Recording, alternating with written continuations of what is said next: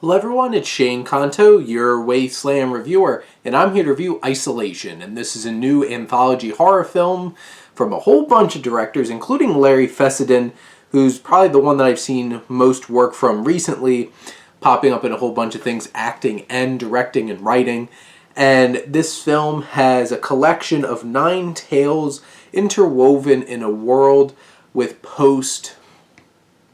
with all this pandemic things going on, and this is shot during the pandemic.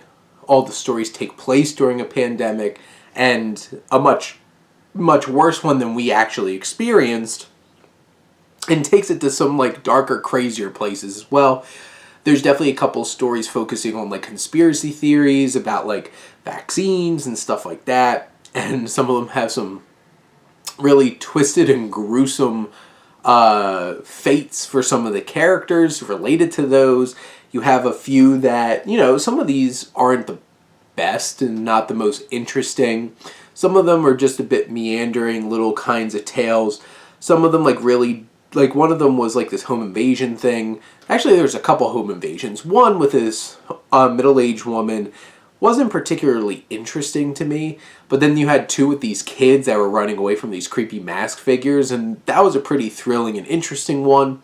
I think the one that really got me the most was this particular one that was this found footage. This guy goes into this house trying to find proof of what's going on with his family. Some dark, twisted things going on with this particular family, and him trying to get out of this house.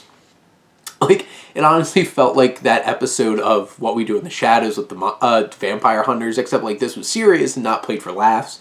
But there's some great scares throughout that one. There's a lot of great building of tension and some really freaky twists and turns with what they show in terms of the effects of what's going on here.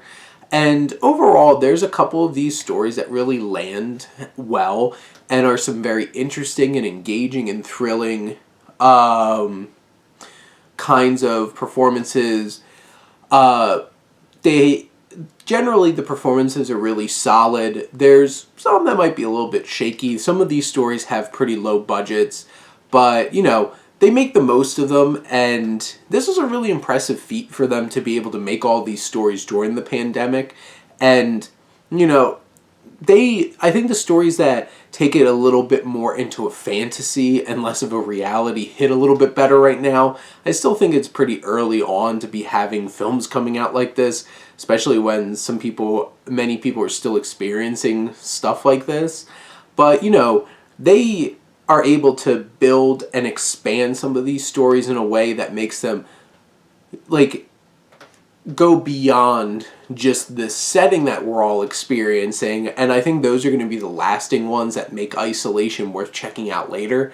And some of them might just, be skippable ones, because, you always have fast forward.